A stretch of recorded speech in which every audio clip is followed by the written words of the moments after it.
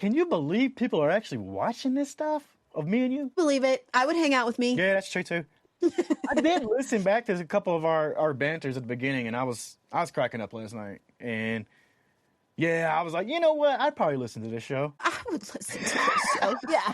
That's my gauge of success there is, would I watch this? Would I spend time on this or not? I'd give it a couple minutes. That's for sure. Yeah. Well, come on back every day. People come on back, hang out with us. That's really all we're doing. We're just hanging out, talking about what you watching. What you watching. This is one of the clips that people did happen to watch. And we got comments on it. And you know what? It sparked an idea in me. I was like, we got to respond to these comments that people say. And not just sending them a comment back, but we're going to actually put the clip on, play it. Look at that beautiful freeze frame of me with my... And me too. Yeah, love it. About Kate Love Bush. it when This is when we talked about Stranger Things, I believe season 4. Check it out. Bringing Max back from the clutches of Vecna. Music. It has to be music. Running Up That Hill became a hit for a number second, third, fourth time. I don't know how many, but it did. From this show, I gotta throw myself into that for a moment, because I had a little hand. I talk about little hand in That's true. this pop culture phenomenon popping off about Kate Bush's Running Up That Hill. I watched it this season. I watched it that weekend straight through, and I knew this song. I was like, we got to get to playing this. Well, I happened to be producing Strombo's show at Apple Music at the time, and I'm texting them on the weekend saying, hey, we got to get a segment in about Stranger Things using this Kate Bush song. We did. We put it out there. We were the first ones on Apple Music to do it, and I'm not saying that I was the only reason that song shot up. Sure you're not. Sure you're not. Forefront of knowing that this was about to be a big pop culture thing, and I know that song shot up from people hearing about it. Yep, you're right. The radio stations were playing it all over the place, and so much so that even my husband was like, "Oh, I'm tired of that song." There you go. And that's where the comments come in, because that's what I realized was that divisiveness, and it's awesome song, but it got shoved down our throat. I got to hit this other one first, and somebody says, Stuart Wax said, Kate Bush is one of the greatest female singer and songwriters of our time. Facts. That's total facts right there. This is the comment, though, that got to me. Borgforce wrote us and said, grew up in the 80s. My mom introduced me to Kate Bush's music, Running Up That Hill.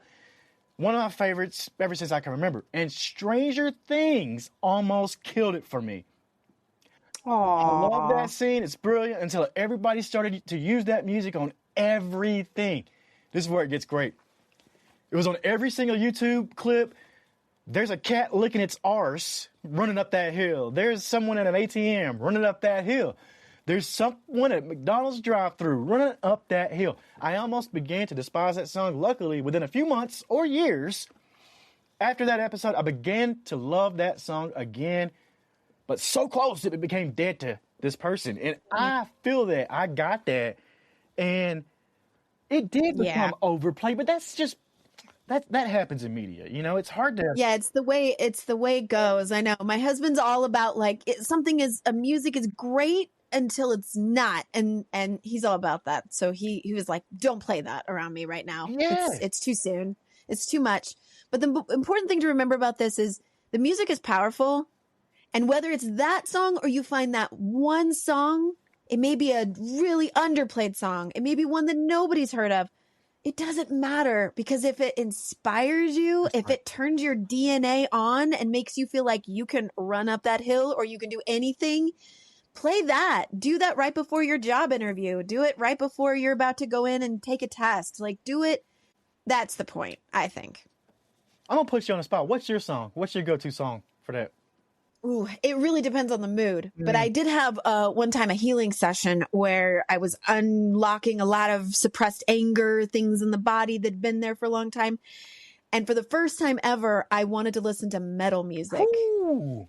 I didn't even really mind what it was. As long as it was screaming and rage filled, I wanted it. And I'm not one to have normally put that kind of music on. That wasn't my jam usually.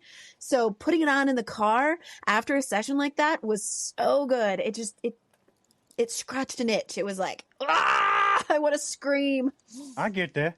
You can go to one of those rage rooms where they give you a sledgehammer and they got a car or whatever in there. And you just go for it. Yeah. And music is powerful like that. That's the point, I think. I got a song. I've never told anybody this. I've got a song that I put on, and it's that instant, like, all right, get your ass up. Like we're doing something. And it's TV on the radio, Wolf Like Me. That's my song. If you've never heard it, go check it out.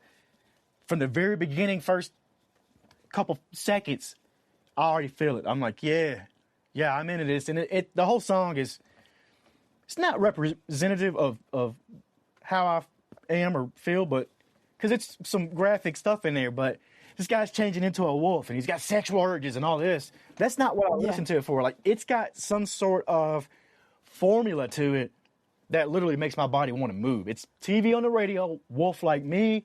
You've probably heard it out there in some TV show at some point because they like to throw that thing in there. But that's my jam right there. That's probably the one that gets my body moving, like they say. We got another clip with comments. You want to see this? Yeah, of course. Bring it on. I think this is from the show about Christmas Vacation because we were talking about... Why is it that the holidays, not just the turkey itself, but the holidays in general, this is what I want to point out about Ellen's character and Catherine's character, is that the holiday success or failure hangs so heavily on the women, whether it's going to be magical for everybody, it's going to be all the feel goods of the holiday season are gonna be. I've seen it. I love that 1,000 times, and I'm going to say it 1,000 times more. It's not magic of the holidays. Do you know what the magic of the holidays is? Do you know what it really is? It's moms. It's the moms. If you want to know where that magic comes from, it's because moms are working their little tushies off in the kitchen and shopping and baking and doing all the things to make sure that it is the magic that you see.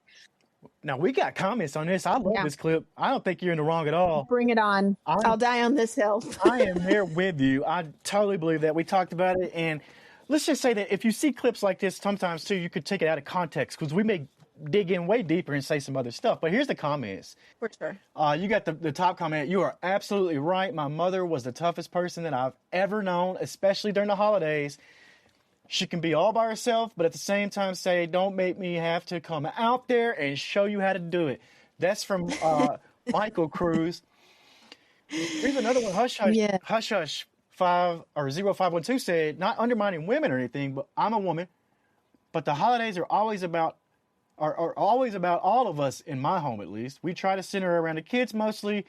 I don't disagree with what she's saying because I think that's totally in line with what you were saying as well. Yeah. Because that's what it is. Sure, the moms are the magic, but you're doing it for the kids. You're doing it for Cousin Eddie. And hey, I'd be happy to be wrong. If there's families out there where it's the division of labor is equal and everybody's pitching in, great. I want to see more of that. I just don't want it to be the success or failure. It depends on what the moms or women are doing right or wrong.